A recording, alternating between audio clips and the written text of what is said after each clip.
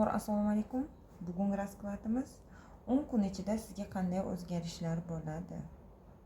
Bugun tasbehlar orqali qo'yaman. Xohlagan tasbehlaringizdan bittasini tanlaysiz. 3 ta kartadan yoqqanini birini tanlaysiz. 10 kun ichida sizga qanday o'zgarishlar bo'ladi. Kommentariy yozib, like bosib, obuna bo'lganlar uchun o'z minnatdorchiligimni bildiraman. 10 kun ichida qani sizda qanday o'zgarishlar bo'ladi. Men birinchi kartani ochishni boshladim. Birinchi karta. 10 kun ichida sizga qanday o'zgarishlar bo'ladi.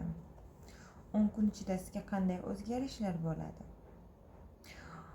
Taqdir yo'liga qo'ying deyapti. Siz anchadan beri turolmayotgan yo'lda bitirish bo'ladi. Bu yaxshi yangilik. Juda ham bitira olmayapsiz. Ayrimlarda uy olishingiz mumkin yoki nima deydi, uzoq yo'lga boradi yoki taqdirida boshqa davlatga o'tishi yoki bo'lmasa yo'lga yurishi mumkinligi haqida kartalarimiz aytmoqda. O'z qobig'ingizga o'ralib qolgan bo'lsangiz, qandaydir sizga yaxshigina yangilik bo'ladi. Qorong'u zulmatdan o'tib ketayotganingiz, sizda pul borasida yaxshigina yangilik bo'lishi, o'z ustingizda ishlashingiz, agar dokument bo'yicha muammo bo'layotgan bo'lsa, o'z yechimini topolmayotgan bo'lsangiz, muammoingizdan qutulolmayotgan holda tushib qolgan bo'lsangiz yoki o'zingizni esingizdan chiqqan narsa bo'lsa, sizga qandaydir yaxshi yangilik haqida kartalarimiz 10 kun ichida qandaydir sizga yangilik bo'lishligi haqida aytib bermoqda. Bu yerda tanga kartasi ko'p chiqdi. Juda ham pulga muhtoj, pul bilan bog'liq masalalar bo'lishi mumkin. Shu masalalaringizni hal bo'lishini aytmoqda. Keyin sizga kimdandir yordam berishi, sotilmayotgan narsangizni sotishingiz, yecha olmayotgan masalangizni yechishingiz yoki farzandlaringiz bilan yoki oilangiz bilan ko'rish uchun yo'lga chiqishingizga o'xshagan haqida kartalarimiz gapirib bermoqda. Bu kartamizda yana nimalar deyapti? 10 kun ichida sizga qanday xabar bo'ladi. Bu kartani tanlagan insonlarimiz nafaqat juftlik, ayniqsa pul bo'yicha katta yangilik bo'ladi. Chunki farishtalar sizlarga omad eshiklari ochilayotganini, agar birorta suhbat yoki imtihondan o'tmoqchi bo'lsangiz, mana shu 10 kun ichida qandaydir harakatlaringizni besamara ketmayotganini, chunki 10 kun ichida sizga omad eshiklari ochilib, anchadan beri kutib yurgan xabarlaringiz kelishligi haqida ham aytmoqda. Kelajakda katta hozir o'ylab yurgan muammolaringiz, qanaqadir harakatlaringiz bo'lsa, farishtalar sizga yordam berish haqida, hunar o'rganayotgan insonlar bo'lsa yoki o'qishga kirmoqchi bo'lgan insonlarimiz yoki farzandlarimiz bo'ladigan bo'lsa, bu 10 kun ichida sizga yaxshigina yangiliklar bo'lish haqida kartalarimiz gapirib bermoqda. Ikkinchi kartamizni tanlagan insonlarimiz, kartamizni ochishni boshladim.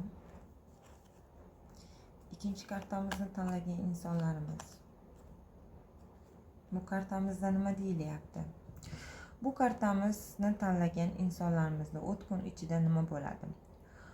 Hozirgi kunda tushkunlikda, o'ylovda kimnidir juda ham kutayotgan inson sizga 10 kun ichida qandaydir o'zgarishlar bo'ladi.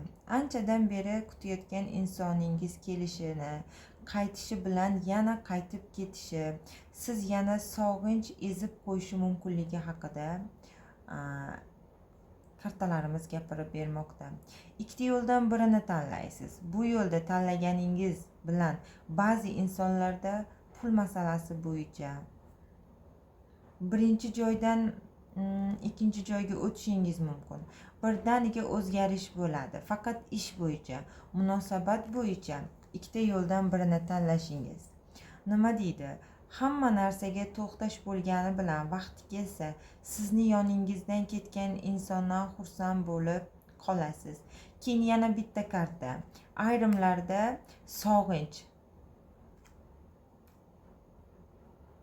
sog'inchdan qiynalib ketayotgan inson yaxshigina yangilik bo'ladi.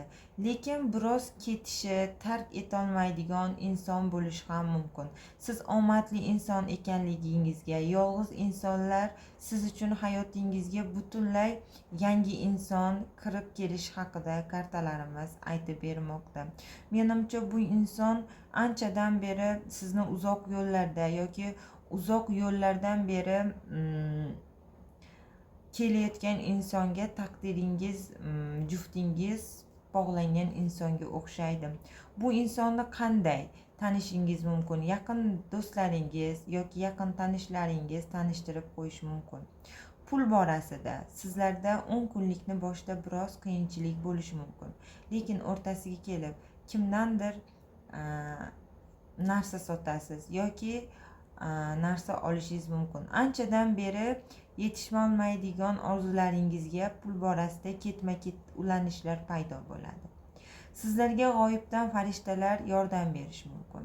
Shunga o'xshash karta ikkinchi kartamizni tanlagan insonlarimizda chiqdi.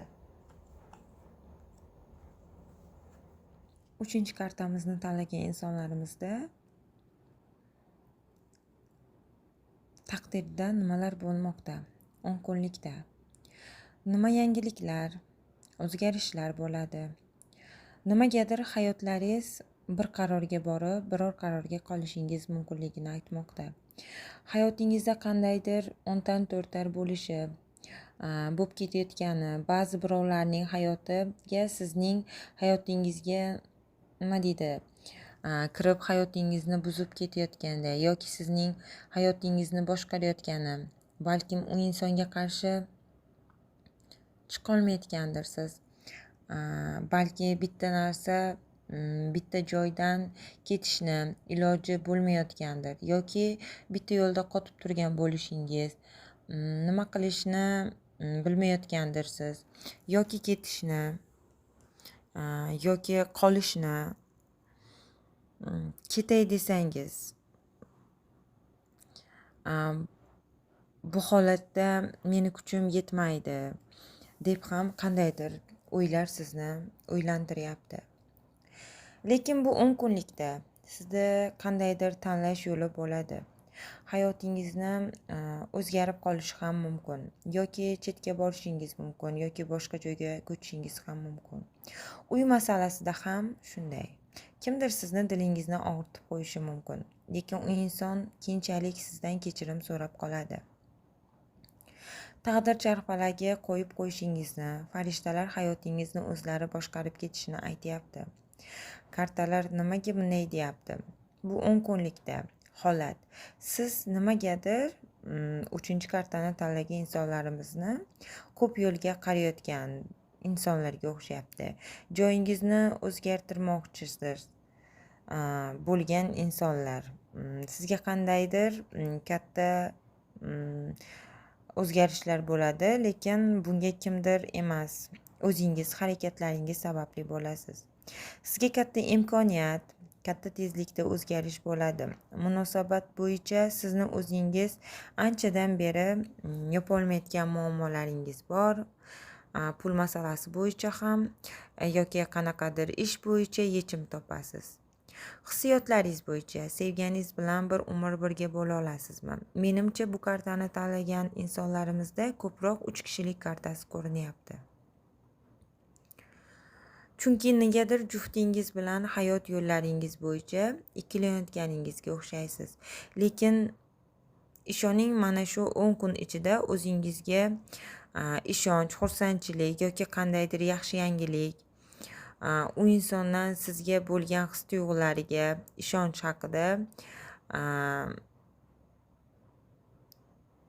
his-tuyg'ulari haqida ham siz o'zingiz sezib qolasiz. Pullarda biroz kutish bo'ladi. Nimagadir ololmayotgan narsalaringiz bor, lekin 10 kunlikni oxirida yaxshigina yangilik bo'lishi mumkin. Lekin hozirgi kunda kartalarimizda sizda jur'at yetishmayotgani, taqdiringiz yanada bir bor o'zingiz bilan suhbatlashishingizni aytmoqda. Siz hech narsaga majbur emassiz. Kelajakda sizni doimiy farishtalar qo'llashini, hamma narsada g'olib bo'lib kelgansiz. Hozirgi kunda esa tushkun kayfiyatdasiz. Shunaqa holatga tushib qolgansiz. Mana shu 10 kun ichida oyoqqa tiklab olishingiz yoki oyoqqa turish imkoniyati sizga keladi. Qo'ldan boy bermasligingizni kartalarimiz so'rayapti.